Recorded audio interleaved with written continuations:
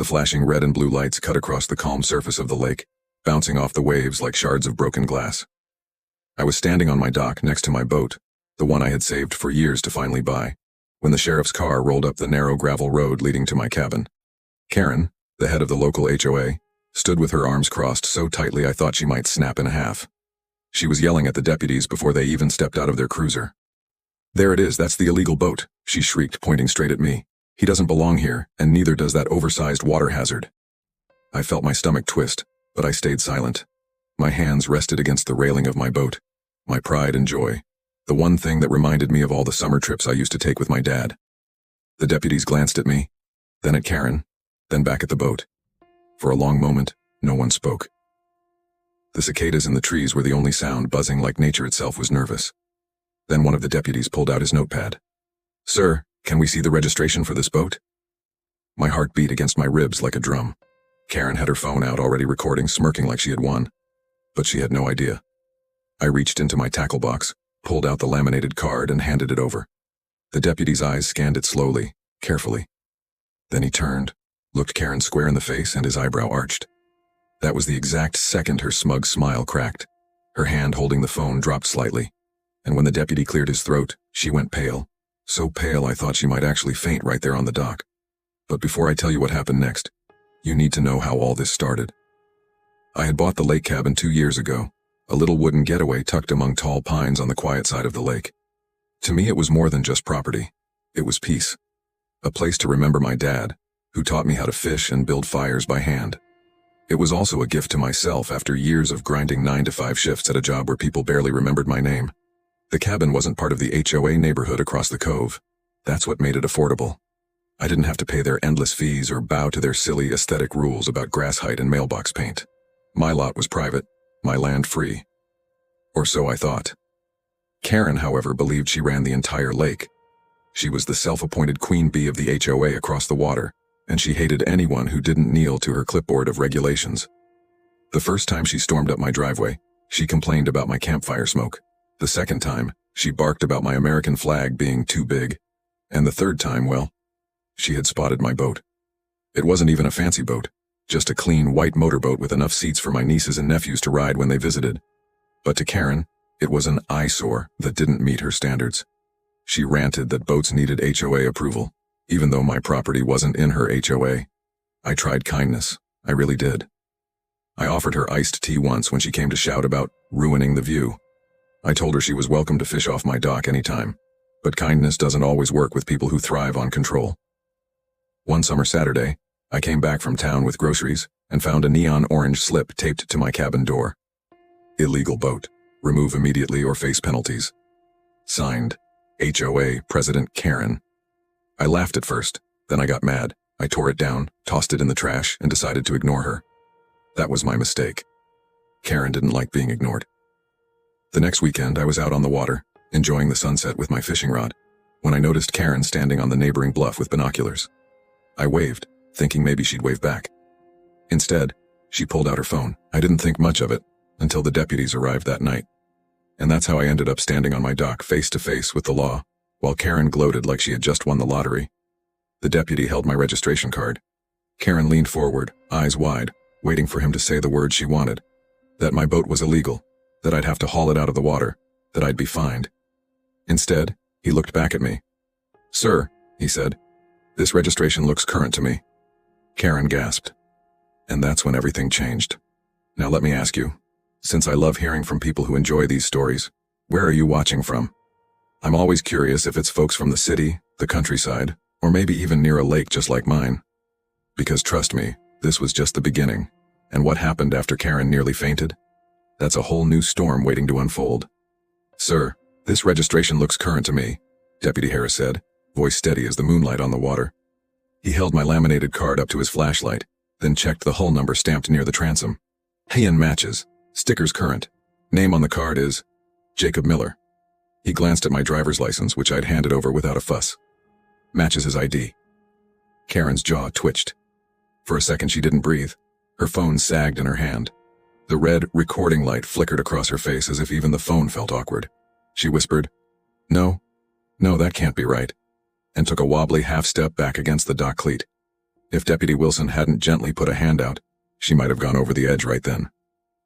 "It is right," Wilson said, quiet and calm, like a teacher who had seen 1,000 playground arguments.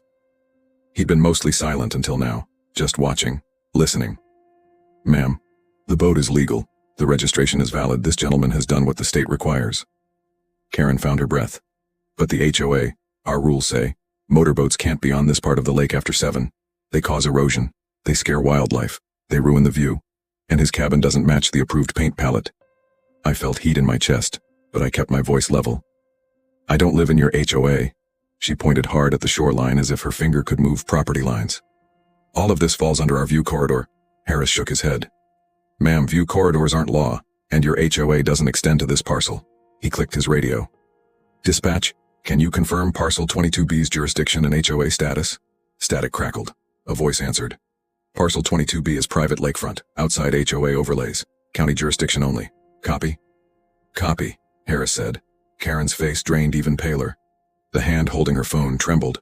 For a heartbeat she looked so small I almost felt sorry for her. I reached into my cooler, pulled out a cold bottle of water, and held it out. "You all right?" I asked softly. "Here, sit a minute." She flinched like kindness was a trick. "I don't need anything from you." The words were sharp, but her eyes were wet. She kept refusing the water, then took it anyway, and sank onto the dock bench because her knees didn't have a better plan. Wilson cleared his throat and turned to me. "Mr. Miller, thanks for cooperating. Mind if we snap a picture of the registration and the hull number for our record?" "Go ahead," I said. "You want to see my fire extinguisher and life jackets too?" Harris half smiled. "If you've got them handy." I popped the center console, pulled out the bright red extinguisher and a stack of neat, still crisp life jackets.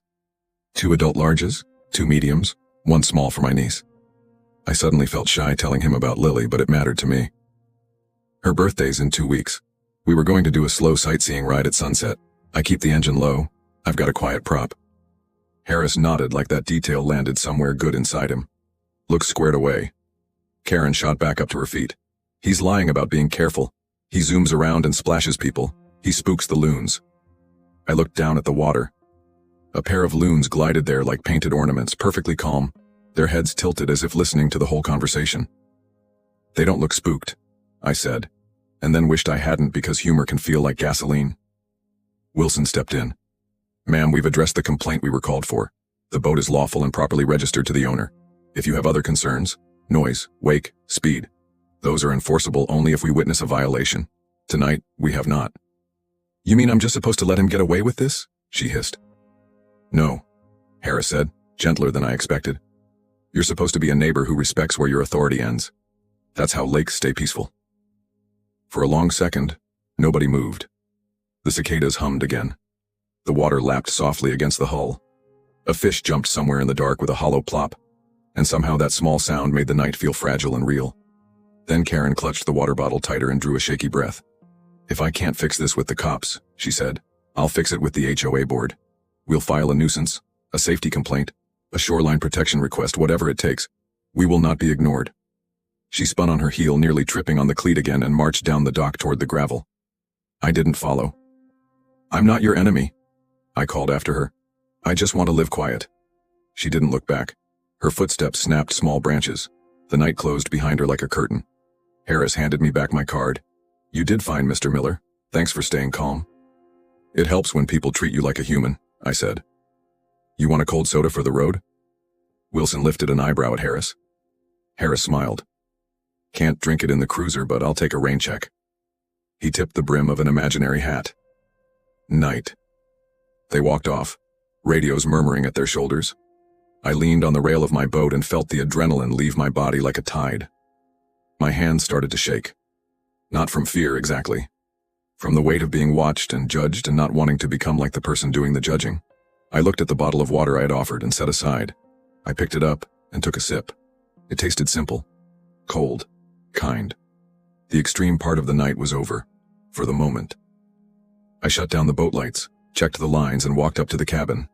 On the porch, I paused. My dad's old tackle box sat there, battered and green. I ran my fingers over the dents. "I'm trying," I whispered to the quiet world, "to be decent, to be strong without being harsh." A breeze moved through the pines. Somewhere across the cove, a screen door clapped. For a second, I wondered what it would be like to be in Karen's kitchen right now, face to face with your own reflection after a night like this. Did she slam cabinets? Did she cry? Did she tell herself a story where she was the hero and I was ruining everything? It's easier to be mad than to be honest. I know because I've been both. I went inside, turned on the soft lamp by the window, and wrote a note to myself on a sticky pad. Protect peace with wisdom, not with war. Then I stuck it to the fridge.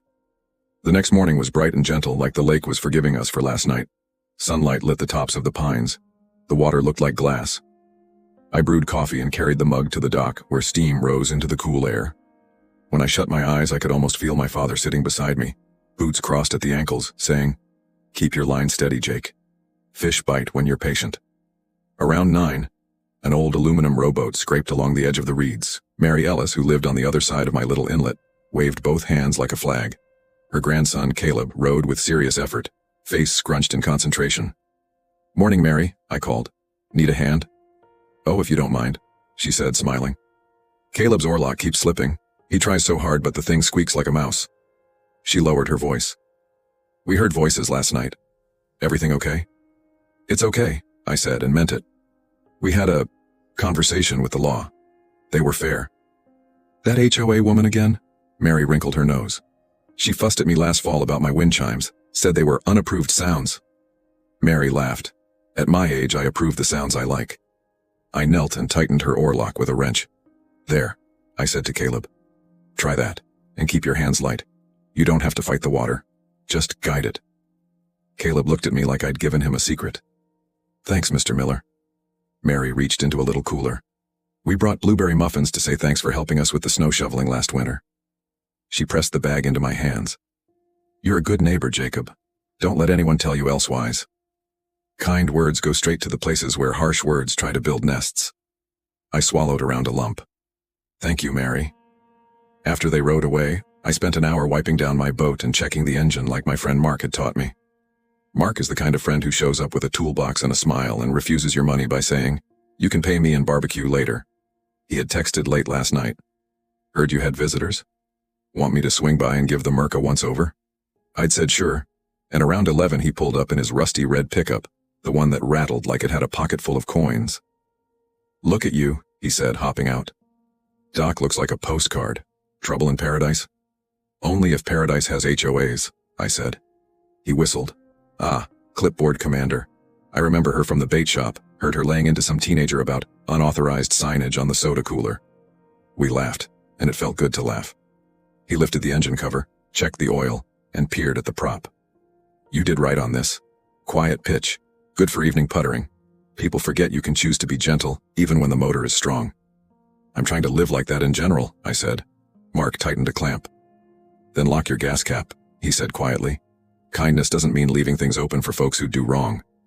I didn't want to think about someone trying to hurt my boat. But wisdom isn't the same as fear. "All right," I said. "Let's go to the hardware store." We drove into town.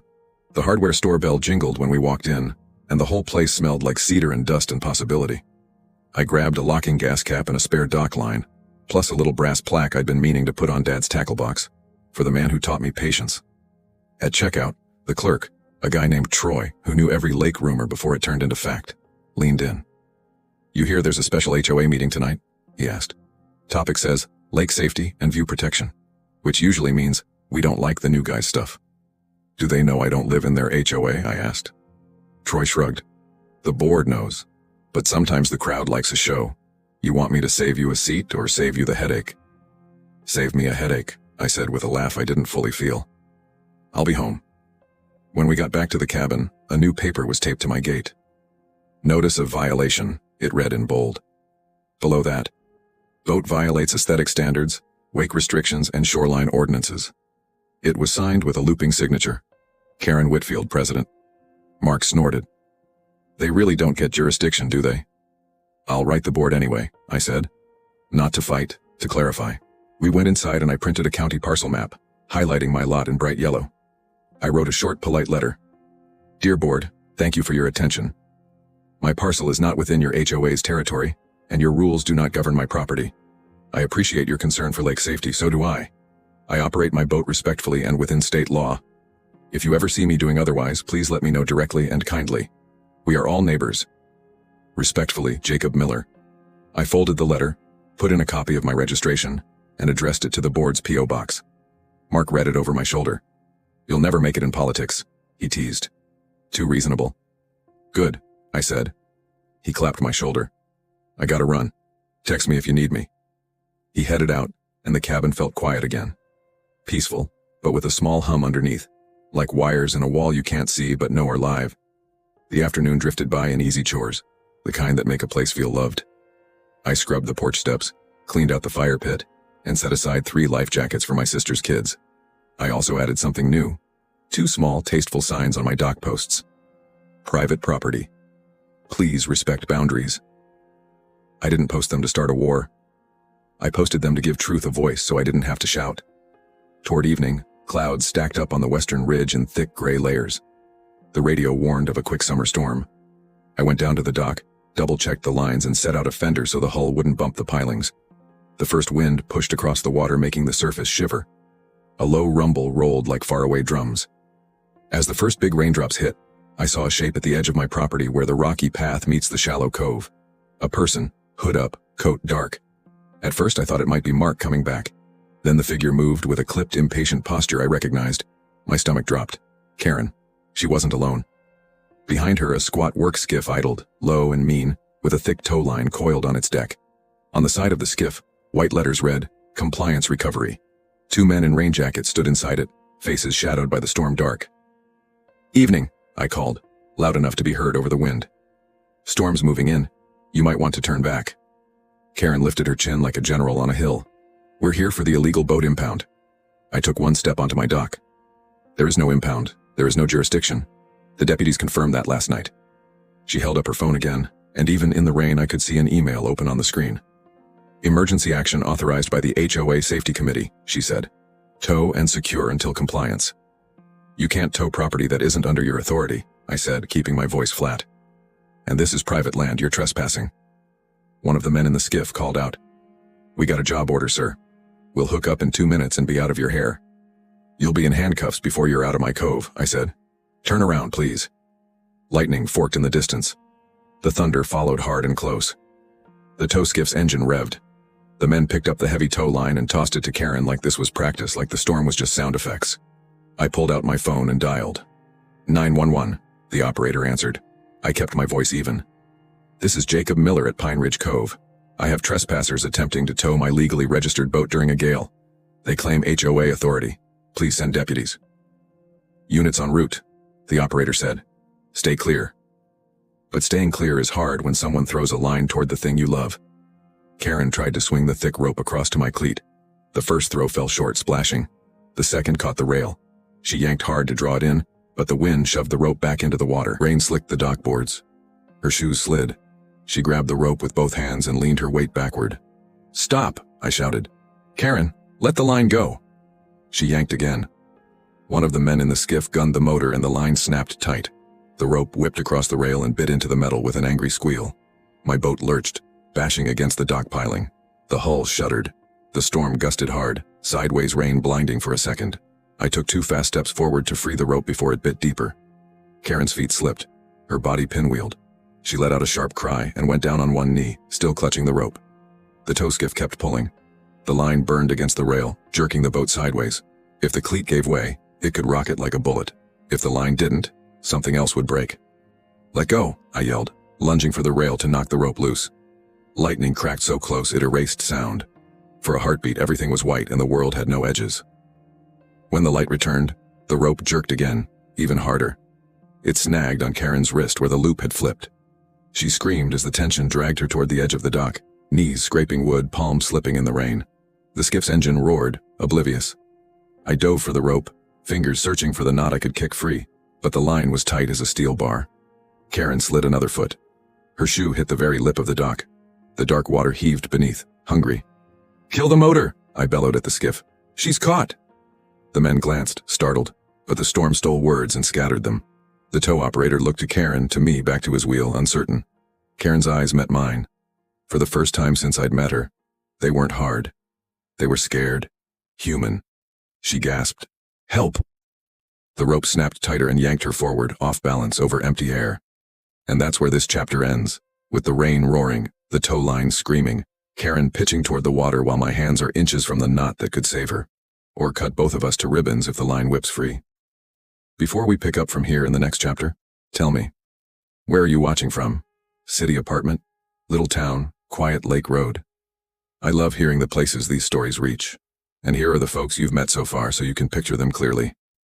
I'm Jacob Miller, a quiet lake cabin owner trying to live with patience and care. Karen Whitfield is the HOA president across the cove, strong-willed and sure she's right, even when it hurts people. Deputy Ethan Harris is the younger deputy who checked my boat papers and treated everyone with respect. Deputy Roy Wilson is the older deputy with calm eyes and steady hands. Mary Ellis is my kind neighbor who believes in wind chimes and blueberry muffins. Caleb is her serious, good-hearted grandson who rows like the lake is teaching him. Mark Thompson is my friend who fixes engines and reminds me that kindness needs wisdom too. In the middle of this storm, with someone I don't like sliding toward danger, I have to decide. No, I already decided what kind of neighbor I am. In the next chapter, the extreme moment continues right where we stopped. The tow line tight, the boat jerking, the water open, the choice plain. Rain hammered the lake like thousands of nails. My shirt clung to my back, heavy and cold, but I didn't care. My focus was on Karen, who was sliding across the dock, dragged by the tow rope cinched around her wrist. "Help me!" she screamed, her voice nearly lost to the thunder. Her eyes were wild. Gone was the smug look she usually wore when she marched into people's lives with her clipboard and rules. Now she was just a terrified human being, seconds from going into the water during a storm that could swallow her whole. The skiff's engine roared as the hired men revved it harder, still pulling on the rope that bound her. They probably thought they were only hauling my boat, not realizing they were about to drag Karen into the lake with it. "Kill the motor!" I yelled again, my voice tearing out of my throat. Finally, one of them noticed. His head whipped around and his eyes went wide when he saw Karen dangling at the edge. He shouted something at the driver, but the storm drowned the words. The rope tightened, snapping against the cleat, and Karen's feet lifted off the dock. Her scream ripped through the storm, raw and panicked. Without thinking, I threw myself onto the slick boards, my chest slamming into the dock as I stretched my arms toward her. "Grab my hand," I shouted. Her fingers clawed for mine, nails scraping my skin. For one heart-stopping second we missed, then her palm slammed into mine, and I wrapped my fingers around hers. I could feel her pulse pounding in her wrist as she hung there, half over the water, the rope threatening to yank her straight in. I braced my feet against the dock planks and pulled with everything I had. The muscles in my arms screamed, my shoulder burned like fire. She wasn't a lightweight, and the storm was fighting against us both. "Hold on," I growled through clenched teeth. The skiff driver finally seemed to realize what was happening. He cut the motor and the rope slackened just enough for me to jerk Karen back onto the dock. She collapsed against me, coughing, gasping, her hair plastered across her face. For a long moment, neither of us moved. The storm raged around us, but all I could hear was the thudding of her heartbeat against mine. I shoved the rope off her wrist and stood up, still gripping her arm. "Are you okay?" She didn't answer right away. Her lips trembled, her chest heaving with every ragged breath. Finally, she managed to whisper, Why did you help me?" "Because you're my neighbor," I said simply. Her eyes searched mine, as if she couldn't quite believe it. Then she broke our gaze, staring down at the dock like a child caught stealing cookies. The deputy's sirens wailed in the distance, growing closer by the second. The tow skiff men exchanged nervous glances, then began pulling their line back in quickly, trying to undo the mess they'd made before the law arrived. But it was too late. 2 sheriff's cruisers slid into my gravel driveway, their headlights cutting through the sheets of rain. Deputies Harris and Wilson jumped out, their hats instantly soaked. "What's going on here?" Harris barked over the storm. I pointed at the skiff. "They tried to tow my boat without authority. Karen got caught in the rope." Wilson's eyes flicked to her, then to me. He didn't miss the way she was leaning on my arm, her face pale as the moon. "That true, ma'am?" Karen opened her mouth, then closed it again. Her hands shook. Finally she nodded, almost imperceptibly. "Yes, it's true." Harris turned toward the skiff. "Shut down that engine, hands where I can see them." The 2 men obeyed quickly, their shoulders slumping like scolded kids. "Ma'am," Wilson said, his voice calm but firm, "you need to understand something. This man's property is not under your HOA. You have no right to enforce anything here. And tonight, your actions nearly got you killed. Do you understand the seriousness of that?" Karen flinched at his words. For once, she didn't argue. She just nodded faintly, rain dripping down her face like tears. Harris turned to me. Mr. Miller, you want to press charges for trespassing or attempted theft? I looked at Karen, still trembling beside me, and then at the soaked deputies, the storm, the whole crazy scene. My jaw tightened. I wanted to say yes. I wanted her to learn. But then I remembered my dad's words. Kindness isn't weakness. It's strength most people can't carry. I took a deep breath. Not tonight, I said. But if it happens again, I'll have no choice. Wilson's eyes softened. Harris gave a slow nod. Karen's mouth opened, but nothing came out. She just stood there, shivering, as the deputies escorted the skiff men back to their truck. The storm began to ease, the thunder rolling farther away, the rain turning to a drizzle. The world smelled of wet pine and earth, the kind of smell that makes you feel alive. I turned back to Karen. You should get home, I said quietly. She stared at me for a long time, her lips parting as if she wanted to speak. But instead, she just nodded once, then walked away slowly, her shoulders hunched, her steps heavy in the mud. The next morning, the lake was calm again, like it had never held a storm. Mist curled over the surface as the sun rose, soft and golden. I sat on my porch with a cup of coffee, staring at my boat, still tied securely to the dock. Part of me thought maybe Karen had learned her lesson. Maybe nearly being dragged into the lake had shaken her enough to back off. But another part of me knew people like her don't change overnight. That's when I saw it. An envelope taped to my gate. I set my coffee down and walked over, peeling it off with damp fingers. Inside was a letter written in neat, sharp handwriting. You may have the law on your side, but you don't have the neighborhood. The HOA will not rest until you and your boat are gone. Karen. I crumpled the paper in my fist, my heart pounding with frustration. For a moment, I wanted to scream. But then I remembered her face from last night.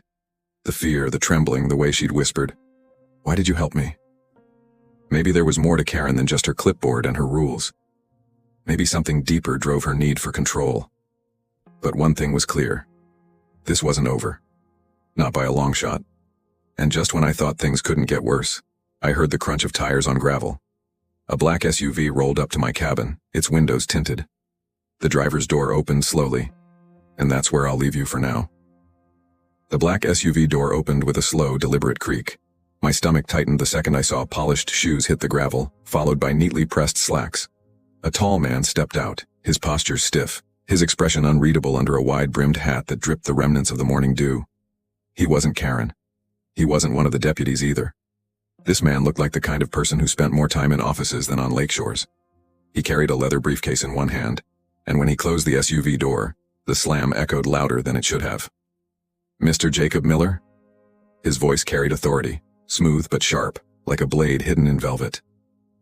Yes, I answered, stepping off the porch cautiously. My boots crunched on the gravel. And you are? Richard Bennett, he said, holding out a business card. Attorney for the Pine Ridge Lake Homeowners Association. I took the card but didn't look at it. I'm not in your HOA. His lips curved into the faintest smile, the kind of smile people use when they think they're 2 moves ahead in a chess game. Yes, so I've been informed. However, your situation has caused great concern for the board, and I've been instructed to resolve it. By resolve, I said, folding my arms. Do you mean harass me until I give in? He chuckled softly, like he'd heard that line before. No, Mr. Miller, I mean negotiate. Behind him, the passenger door opened. My heart sank when I saw Karen step out, her face pale but her eyes blazing again. She was bandaged around her wrist from the rope burn, but her chin jutted forward with the same stubborn pride. You should have let me drown, she spat. I shook my head. No, Karen. That's not how neighbors treat each other. Bennett raised a hand to quiet her. Ma'am, please, then to me. Here's the issue. Your boat, while technically registered and legal, is considered an obstruction to the community view corridor. This is a subjective term, but one the HOA feels strongly about. They've authorized me to present you with 2 options. Relocate your boat to the public marina at your own expense or face a civil nuisance lawsuit. I laughed. I actually laughed. You can't be serious. My land isn't under your authority. Your HOA can't tell me where to keep my boat. Karen smirked. That's what you think. Bennett's smile never wavered. Lawsuits are rarely about winning outright, Mr. Miller. They're about exhausting the other side. Paperwork, court dates, fees. Even if you win, you lose time, energy, peace. I felt heat rising in my chest. So that's your play? Bully me into giving up my rights? Not bullying, Bennett corrected smoothly. Practical reality. Now, I urge you to consider the marina option. You'll find it far less stressful. Before I could respond, the sound of tires crunching gravel again caught all our attention. Another vehicle was approaching from the road, a familiar red pickup rattling like a toolbox with loose screws. Mark. He parked next to the SUV, jumped out, and took in the scene with sharp eyes. What's going on here?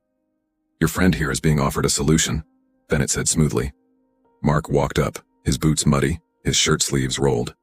He looked Bennett up and down, then turned to me. You don't owe them anything, Jake.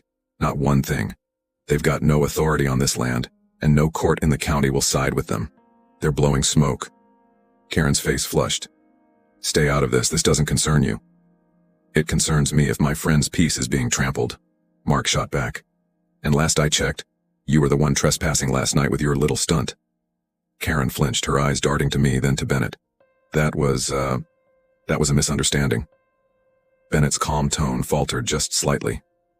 That incident is not relevant here. Let's stay on topic. Mark crossed his arms, his jaw tight. No, it's exactly relevant. You tried to take his boat by force, during a storm, and you nearly got yourself killed. If anything, Jacob ought to be filing charges against you and your hired muscle. The tension between them crackled hotter than the lightning from last night's storm. I stepped in, raising my hand. Enough. Here's my answer. I'm keeping my boat right where it is. It's legal. It's safe. It's mine. If you want to waste your time on a lawsuit, go ahead. But know this. I won't be bullied, and next time anyone sets foot on my property without permission, I'll press charges. Understood? Karen's nostrils flared. She opened her mouth, but Bennett touched her arm lightly. His eyes locked with mine, and for the first time, his smile slipped. Very well, Mr. Miller. You've made your stance clear. Just remember, this isn't over. He guided Karen back toward the SUV. She shot me one last venomous glare before climbing inside. The vehicle pulled away, tires spitting gravel, leaving a silence so heavy I could hear the lake lapping against the shore. Mark let out a low whistle. They're not going to quit easy. I know, I said, my voice low. But neither am I. Later that afternoon, I sat on my dock, trying to calm my racing thoughts. The sun glittered off the water, but all I could think about was Bennett's threat. I could handle Karen screaming, but lawyers with briefcases? That was a different storm. My phone buzzed in my pocket. A text from Mary Ellis, my kind neighbor. Heard there was some drama this morning. Come by for pie? We need to talk. I hesitated, then typed back. On my way. When I arrived at her cottage, the smell of fresh peach pie drifted through the screen door. Mary greeted me with her warm smile. Caleb peeking from behind her apron. Sit, Jacob. Eat. You look like you've been through a war, she said, setting a slice in front of me. I managed a smile. Feels like it. She sat across from me, folding her hands. I've lived on this lake for 40 years. I've seen presidents of that HOA come and go. Karen is loud, but she's not the worst we've had. The thing you need to understand is this. People like her push because they're scared. Scared of losing control. Scared of being irrelevant. The louder she yells, the smaller she feels inside. I thought about that as I forked the pie. Sweet, warm, comforting. Mary's words sank into me like the flavor of ripe peaches. Don't let her fear make you bitter, Mary continued. You have something she doesn't. Peace. Hold on to it. That's what wins in the long run. I nodded slowly. Thank you, Mary. Caleb piped up shyly. Mr. Miller, can I ride on your boat someday, when the storm's not here? I smiled, ruffling his hair. You bet, kiddo. As long as you wear the life jacket. His grin was worth 100 battles. But just when I thought maybe things would calm down, I returned to my cabin that evening to find something waiting for me on the dock. Not a letter, not a notice, but a bright orange lock clamped onto my boat's steering wheel. My heart stopped. And right then, I knew. The war with Karen and her HOA had escalated again. The sight of that bright orange lock clamped to my steering wheel was like a punch to the gut. I stood frozen on the dock, the evening sun bleeding into the water, painting the lake orange and gold. Normally it was the kind of scene that calmed me, but not that night. My boat, my pride, my sanctuary, was sitting there silenced, chained, and mocked by a piece of metal that didn't belong. My hands curled into fists. They really did it, I muttered under my breath. Someone had trespassed again. Someone had walked right down onto my dock, touched my boat, and put that lock there like they owned it. My chest burned with anger. Not just because of the lock, but because of what it meant. This wasn't just about rules anymore, it was about control, about trying to break me. I crouched down, running my fingers over the lock. Heavy duty, the kind you'd need bolt cutters for. There was a tag dangling from it. I turned it over and felt my stomach twist. Property tagged for compliance, do not operate. It was signed with Karen's looping handwriting. I nearly laughed at the absurdity of it. She had no authority here, none at all, but she was doubling down on her imaginary jurisdiction like a queen defending her crown. My first instinct was to storm across the cove and throw the tag in her face. But then I remembered Mary's words from earlier. Don't let her fear make you bitter. Hold on to peace. I took a deep breath, then another. But peace didn't come easy when someone locked your boat without permission. Mark's truck rumbled into my driveway before I could figure out my next move. He climbed out, saw me crouched by the boat, and frowned. What now? I pointed at the lock. His jaw dropped. Are you kidding me? They put a boot on your boat? I almost smiled at the ridiculousness. A boat boot, yeah. Mark shook his head, muttering curses under his breath. She's lost it. Completely lost it. He walked closer, examined the lock, and tapped it with a finger. This isn't HOA authority. This is trespassing, plain and simple. I know, I said, but if I cut it off myself, they'll spin it like I destroyed property. That's exactly what they want, Mark agreed, to make you look like the troublemaker. He straightened, rubbing his chin. We need the deputies back out here. Let them see it, let them cut it, then it's on the record. He was right, but calling the cops every time Karen pulled a stunt felt like giving her power. Still, the lock was different. This was escalation. I dialed the sheriff's office again. Deputy Harris arrived within 30 minutes, his cruiser headlights washing across the dock. He stepped out, raincoat over his uniform this time, clipboard in hand. What's going on tonight, Mr. Miller? I gestured to the boat. This. Harris whistled low. Well, that's new. He crouched, snapped a picture with his body cam, then tugged at the lock. No business card, no paperwork, just her signature. He shook his head. She doesn't quit, does she? She nearly drowned last night, I said. I thought maybe she'd back off. Instead, she doubles down. Harris stood, scribbling notes. Here's what we'll do. I'll file this as evidence of tampering and trespassing. We'll keep the lock for records. You want to file charges this time? My jaw tightened. I looked at the orange lock, then at the quiet lake, then back at Harris. Yes, I said firmly. This has to stop. Harris nodded. All right. I'll have the evidence team come out tomorrow. In the meantime, don't cut it yourself. We'll handle it. Mark clapped my shoulder. Good call. But even after Harris drove off, I couldn't shake the gnawing feeling in my gut. Filing charges was the right move, but it meant war. Karen wasn't going to take this quietly. The next morning, I woke to the sound of a car horn. Groggy, I stumbled to the window. My stomach dropped. A group of HOA members were standing at the edge of my driveway. 3 women and 2 men, all with crossed arms and disapproving faces. And at the front, Karen. Her wrist was still bandaged, but her expression was sharp as ever. I stepped outside onto the porch, rubbing sleep from my eyes. What do you want? Karen raised her voice like she was addressing an audience. We're here because this man refuses to comply with lake community standards. His boat is illegal, dangerous, and disruptive to the natural beauty of Pine Ridge. Her little group nodded in unison, like backup dancers in a bad routine. I raised my voice to match hers. I'm not in your HOA. Your rules don't apply here. The deputies confirmed that twice. She smirked. Maybe not on paper. But we're the community, Jacob. And the community has spoken. Something in me snapped. No, Karen. You don't speak for the community. You speak for yourself. Mary, Mark, and plenty of others live here in peace. You're the only one making this lake miserable. Her face twitched at that, but she recovered quickly. We'll see what the judge says. Then she did something I didn't expect. She pulled out a stack of papers and dropped them dramatically into a plastic folder. Consider yourself served. Civil nuisance complaint, filed this morning. The papers hit the dirt at my feet. I stared at them, my chest tightening. This wasn't just talk anymore. This was real. Mark came barreling down my driveway from his truck, fury in his eyes. He grabbed the papers, skimmed them, and muttered, "Half of this is nonsense. Complaints about unsightly reflections off the boat's windshield? Are you kidding me?" But Karen stood taller. "Laugh all you want. We'll see how funny it is in court." The crowd murmured in approval. They followed her back to their cars, leaving me and Mark standing in silence. I felt my shoulders slump. This is going to eat months of my life, isn't it? Mark handed the papers back to me. Maybe. But you're not alone in this, Jake. We'll fight it. And we'll win. I wanted to believe him, but the weight of that folder in my hands felt like a mountain. That night I sat at my table, staring at the complaint. Each page was filled with wild accusations, noise violations, shoreline damage, even claims that my boat endangered wildlife. Lies stacked on lies. I felt my anger rising again, threatening to choke me.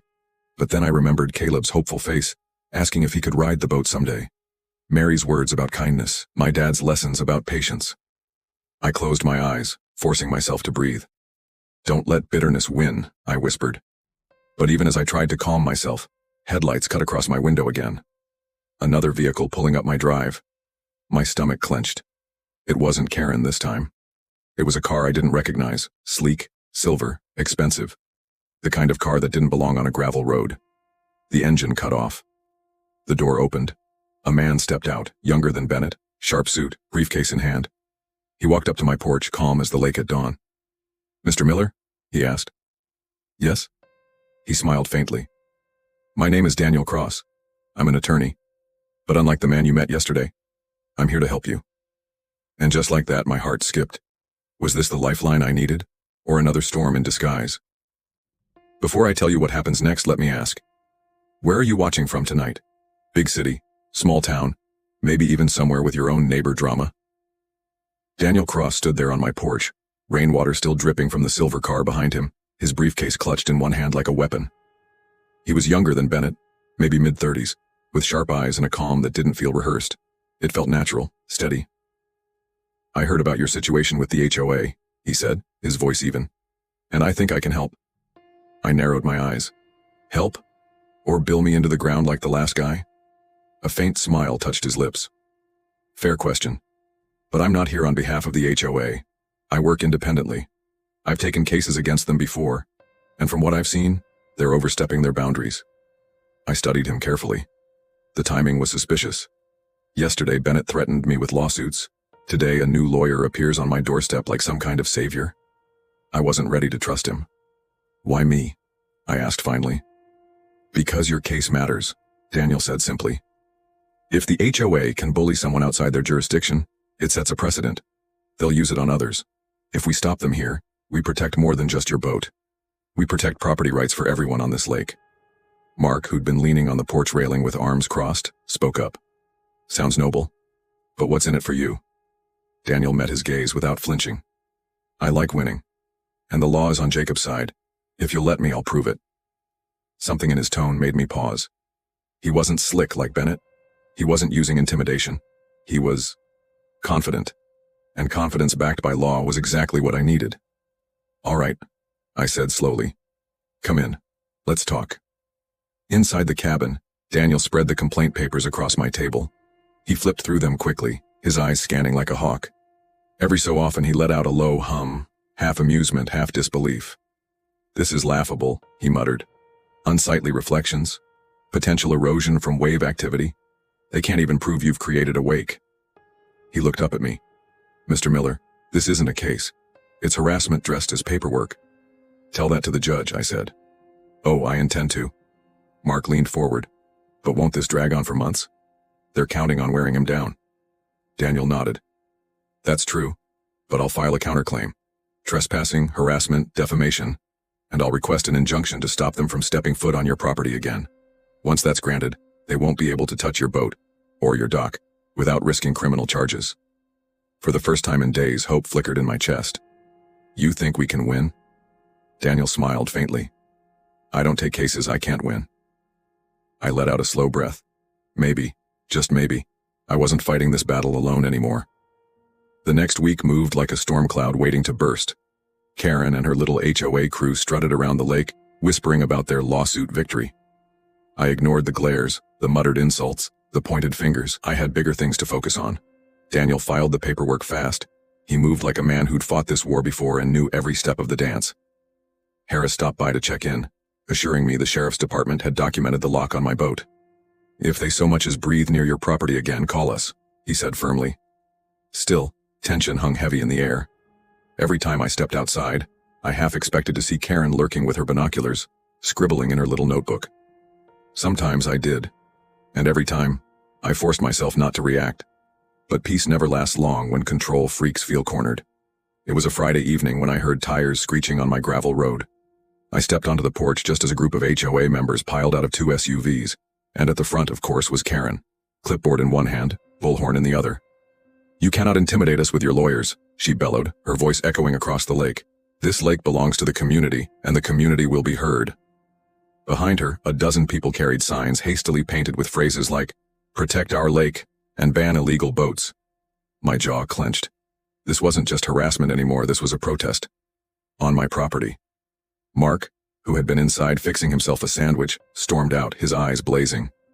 "Oh, you've got to be kidding me." Karen lifted the bullhorn to her mouth again. "We demand Jacob Miller remove his boat immediately. He is destroying our view, our safety, our community values." A few of her supporters cheered weakly. Others just looked uncomfortable, shifting from foot to foot. I walked down the porch steps slowly, forcing myself to keep calm even as my blood boiled. "You're trespassing," I said loudly, my voice carrying over her megaphone. "This is private property. You need to leave." Karen sneered. "We're exercising our right to peaceful assembly." "You don't have that right on my land," I snapped. The crowd muttered. Some lowered their signs. But Karen doubled down, raising her bullhorn again. "This man is a danger to our lake." Just then another car pulled up. For a second my heart sank, thinking it was Bennett again. But when the door opened, Daniel stepped out, suit jacket over his arm, briefcase in hand. He strode forward, calm as ever. "What's going on here?" he asked. Karen glared at him. "Who are you?" "Daniel Cross," he said, pulling papers from his case. "Mr. Miller's attorney. And I'm here with a temporary injunction, signed by the county judge this morning." He held up the document high for everyone to see. "Effective immediately, no member of the HOA may step foot on this property without permission, under penalty of law." The crowd gasped. A few signs dropped to the ground. Karen's face turned red. You can't just—" "Oh, but I can," Daniel interrupted smoothly. "And if you don't leave in the next 30 seconds, I'll have deputies here faster than you can say community values." Silence. All eyes turned to Karen. Her jaw worked furiously, but for once, no words came. Finally, she spun on her heel. "This isn't over," she screeched, storming back to her SUV. Her little crowd scattered after her, muttering apologies as they went. When the last car drove away, the quiet of the lake returned like a blessing. I turned to Daniel, relief flooding me. "You really did it." He smiled. "Like I said, I don't take cases I can't win." But even as I shook his hand, a chill crept up my spine. Because Karen wasn't the type to quit. If anything, I knew this loss would only make her more dangerous. And I was right. Because the very next night, long after the sun went down, I heard something outside my cabin. Not voices, not footsteps. The sound of an engine. And when I stepped onto my porch, my blood ran cold. Karen was on the water, in a borrowed skiff, heading straight for my boat under the cover of darkness. The night was so still that every ripple on the water sounded louder than it should. I stood frozen on my porch, bare feet pressed against the wood, staring at the small skiff creeping toward my dock.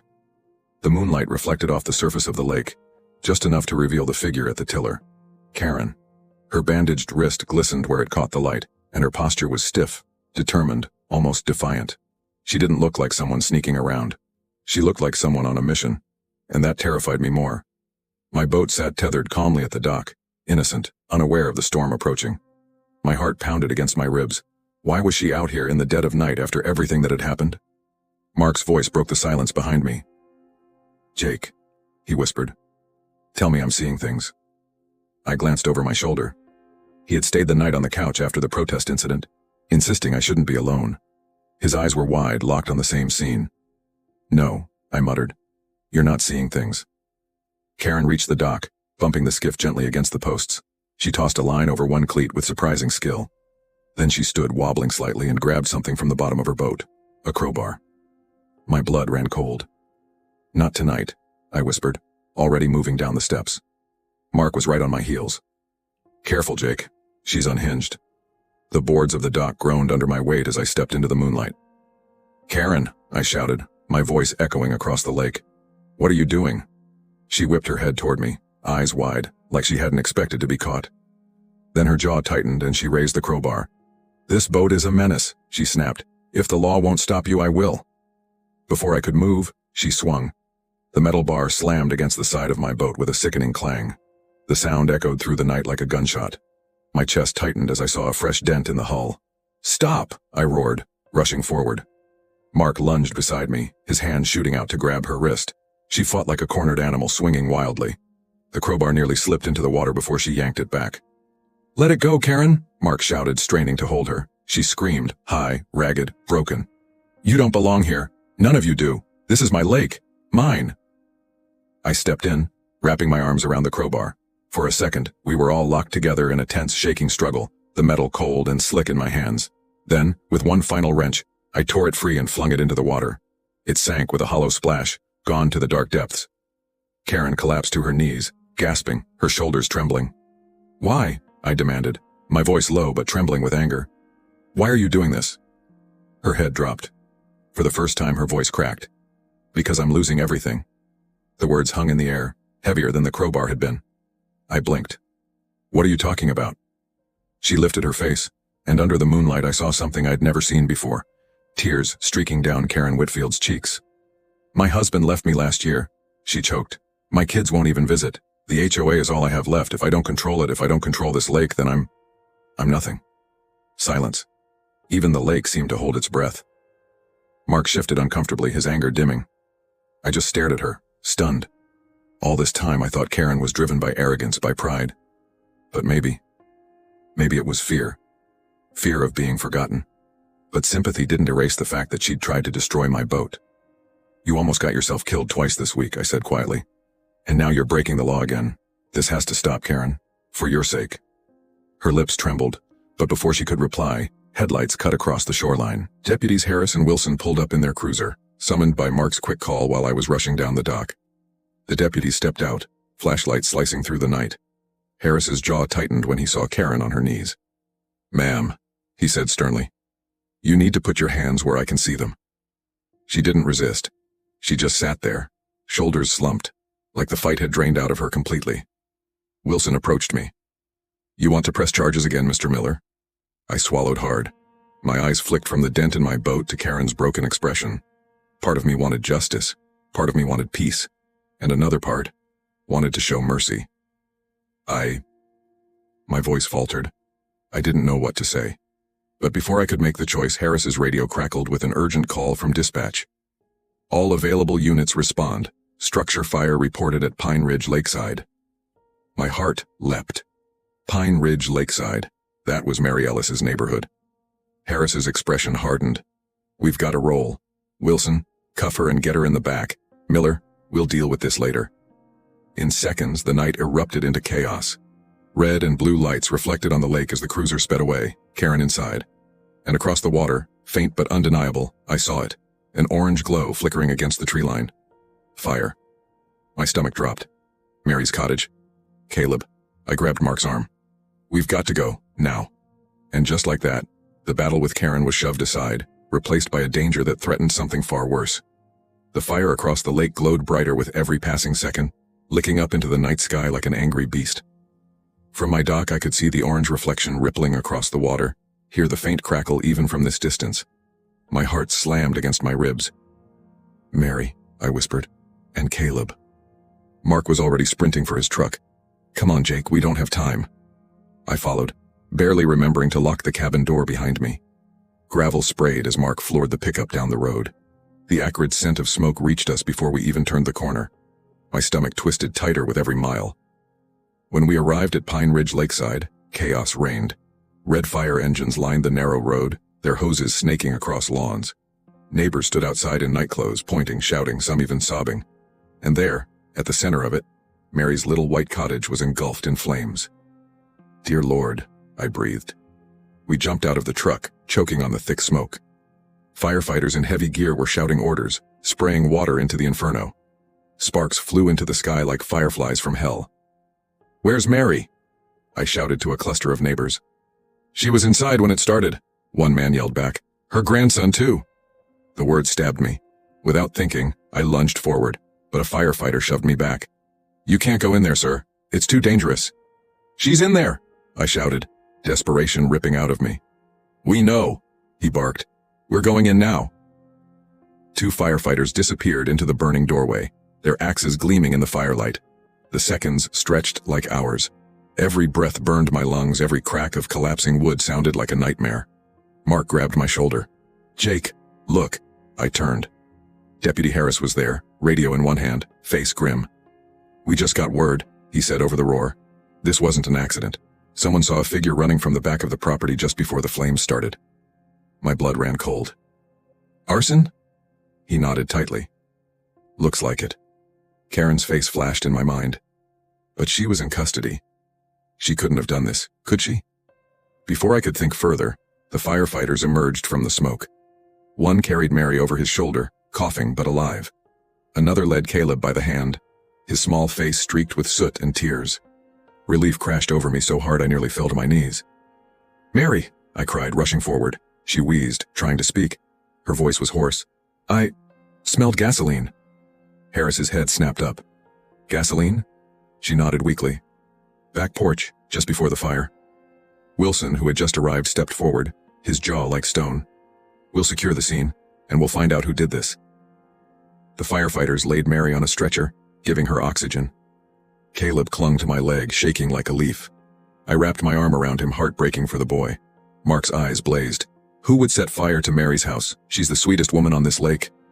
I didn't answer. My mind was already racing, piecing things together. Karen may have been the obvious suspect, but she was already in the back of a cruiser when the fire started. That meant someone else had taken up her crusade. But who? And why target Mary? As I stood there in the smoke and chaos, Daniel's silver car rolled up. He stepped out, jacket slung over his arm, his sharp eyes scanning the scene. What happened? He demanded. Arson, Harris said grimly. Someone set fire to Ellis's place. Daniel's expression darkened. That changes everything. I frowned. What do you mean? He lowered his voice. If they're willing to burn down a house, Jacob, this isn't just HOA nonsense anymore. This is a crime ring hiding behind a board.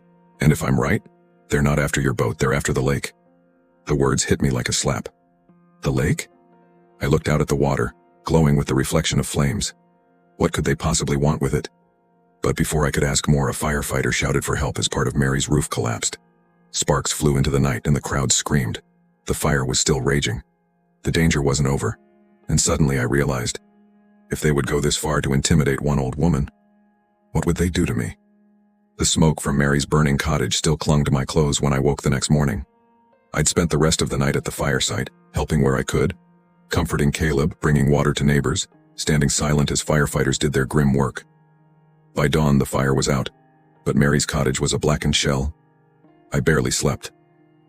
When the sun rose, I sat on my porch staring out at the lake, my boat bobbing gently as if nothing had changed.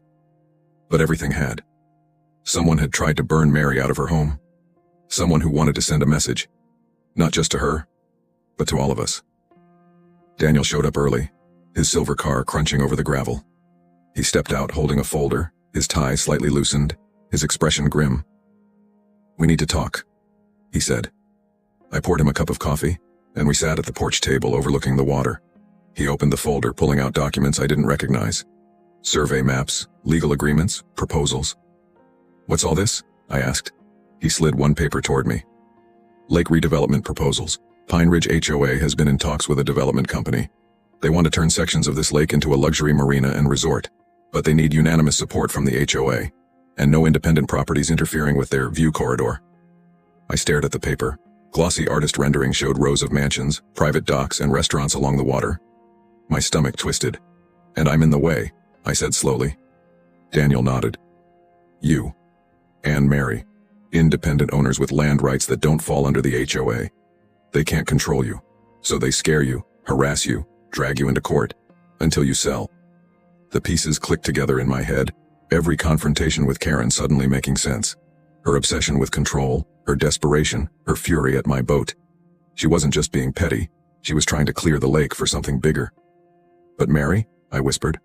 She's lived here 40 years, Daniel's jaw tightened. Exactly. Which makes her land valuable. She'd never sell, so they tried to push her out another way. I felt my blood run cold. The fire. Arson, Daniel confirmed. And it won't stop there. You're next, Jacob. The words hit me like a hammer.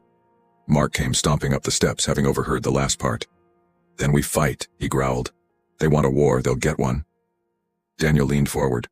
No, not like that. If we lash out, we play into their hands. They'll paint you as unstable, a threat. What we need is evidence. Proof that the HOA leadership, and whoever's behind this development company, are conspiring. And if we don't find it? I asked. He didn't answer right away. His silence was enough. Later that day, I visited Mary at the temporary shelter the Red Cross had set up in town. She was sitting on a cot with Caleb curled up beside her, his head in her lap. Her voice was hoarse from smoke, but she smiled weakly when she saw me. "You look tired, Jacob," she rasped. "So do you," I said gently. She chuckled, then winced. "They won't win, you know. They think fire and fear can drive us away. But this lake isn't just property, it's home." I squeezed her hand. "I promise you, Mary, I won't let them take it." Caleb stirred, looking up at me with wide, frightened eyes. "Mr. Miller, they won't come for your house too, will they?" I hesitated, then forced a smile. "Not if I can help it, buddy." But inside, fear gnawed at me. Because deep down, I knew they would try. That night, I couldn't sit still. Every creak of the cabin made me jump. I triple-checked the locks, left the porch light on, and even moved my dad's old shotgun closer to the door. I didn't want to use it, but I wasn't going to be caught unprepared. Around midnight, headlights swept across my yard. My pulse spiked. I grabbed the shotgun and stepped onto the porch, heart hammering. A sleek black sedan rolled to a stop. Not Daniel's. Not the deputies. The door opened, and out stepped Richard Bennett, the HOA lawyer. He stood calmly, brushing dust from his suit, as if this was just another office call. "Mr. Miller," he said smoothly, "we need to have a word." I tightened my grip on the shotgun. "At midnight?" He smiled faintly. "Timing is everything." I didn't lower the barrel. "What do you want?" He looked out at the lake, hands clasped behind his back. "You've proven stubborn, admirable really, but stubbornness can be costly. Sell us your property, Mr. Miller, now, before things get worse." My stomach turned. "Are you threatening me?" "Not at all," he said softly. "Consider it advice. Fires happen, accidents happen, people get hurt. You can avoid all that with one signature." The audacity of it made my blood boil. "You're not going to scare me," I snapped. "This is my land, my boat, my home, and I'm not selling." For the first time, his smile faded. His eyes hardened into something cold, dangerous. "Then you'd better pray you can protect it." He turned, walked calmly back to his car, and drove away into the night. I stood there shaking, rage and fear colliding in my chest. My boat bobbed quietly in the moonlight, the one piece of peace I still had. And now it was clear.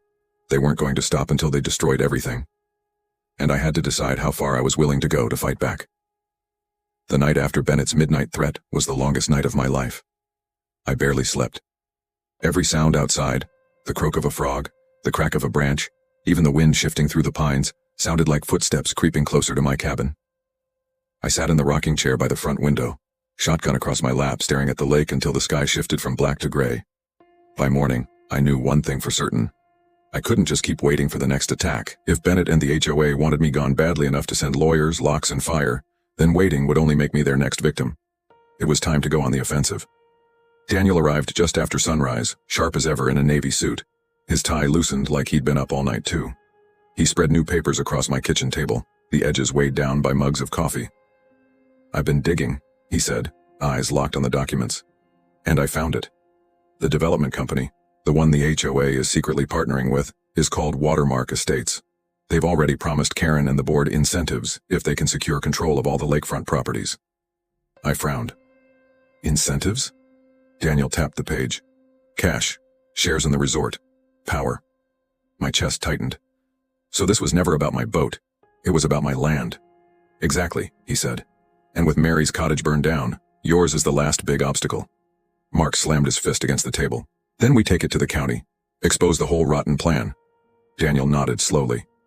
"We can. But it'll take more than my word. We need undeniable proof. Emails, contracts, something that ties Karen, Bennett, and Watermark together." "And where do we get that?" I asked. He hesitated. Then his voice dropped. "From the HOA office, their records, their computer." The air in the cabin seemed to grow heavier. "You're saying break-in?" "I'm saying investigate," Daniel said carefully. "They've been sloppy. If we can get the right files, we end this before they burn another home." Mark grinned, fire in his eyes. "Now you're talking." I looked out the window at the lake, the morning sun glittering like diamonds. My boat swayed gently at the dock. My dad's old tackle box sat by the door. This wasn't just about land anymore. It was about protecting the people who couldn't fight back. Mary, Caleb, the whole lake. I took a deep breath. All right, let's do it. That night, the three of us drove quietly to the HOA clubhouse, a squat brick building near the main subdivision entrance. The parking lot was empty, the office dark except for a dim security light. Daniel picked the lock on the side door with unnerving ease. Inside, the air smelled of paper and stale coffee. Filing cabinets lined the walls. A desktop computer sat on a desk, its screen black. Daniel moved quickly, plugging in a small flash drive. This will copy everything. Mark rummaged through a filing cabinet. They've got folders labeled watermark right here. It's practically gift-wrapped. I stood by the window, my heart pounding, watching for headlights. Every creak of the floor made my chest tighten. Minutes crawled by. Finally, Daniel pulled the drive free. Got it. Emails, contracts, proposals, all of it. Let's go, I urged. We slipped back outside into the cool night air, nerves stretched tight. Just as we reached the truck, headlights swept across the lot. My stomach dropped. A black SUV. Bennett's. The vehicle screeched to a halt, blocking the exit. The driver's door flew open and Bennett stepped out, his face twisted in fury. Behind him, Karen climbed out of the passenger side, her wrist still bandaged, but her glare sharper than ever. Well, well, Bennett said, his voice low and venomous. Caught in the act. Karen's eyes blazed. I told you he'd try something like this. He thinks he can take everything from me. From you? I snapped, anger boiling over. Karen, it was never yours, not the lake, not my land, not Mary's cottage. You let them use you. And look what it's cost, your dignity, your freedom, even your neighbors' homes. For a second, her face cracked. But Bennett stepped forward, blocking her, his voice rising. Hand over the drive now. Daniel tucked it into his coat. Not a chance. Bennett's jaw tightened. Then you leave me no choice. He whistled sharply. Two more men stepped out of the SUV, broad-shouldered, moving like they'd been hired for muscle. Mark muttered, Well, looks like we're in it now. He squared his stance. The tension was a live wire ready to snap. Then, suddenly, sirens. Red and blue lights flashed across the lot as two sheriff's cruisers roared in. Harris and Wilson jumped out, hands on their holsters. Everybody freeze, Harris barked. Bennett's face went pale. The deputies moved fast, cuffing the two hired men and demanding the SUV keys. Wilson grabbed the paperwork from Mark's hands, scanning the folder. His eyes hardened. This is it. This is everything. Karen trembled as Harris turned to her. Ma'am, you're under arrest for conspiracy, trespassing, and obstruction of justice. Her mouth opened, but no words came. She just sagged against the SUV, defeated. Bennett tried to protest, but Wilson cut him off. And you, sir, are under arrest for conspiracy, arson, solicitation, and fraud. The deputies hauled them into the cruisers, their voices drowned out by the wail of sirens. For the first time in weeks, I felt like I could breathe. Daniel held up the flash drive, a small smile on his face. We did it. Mark clapped my back so hard I nearly stumbled. Darn right we did.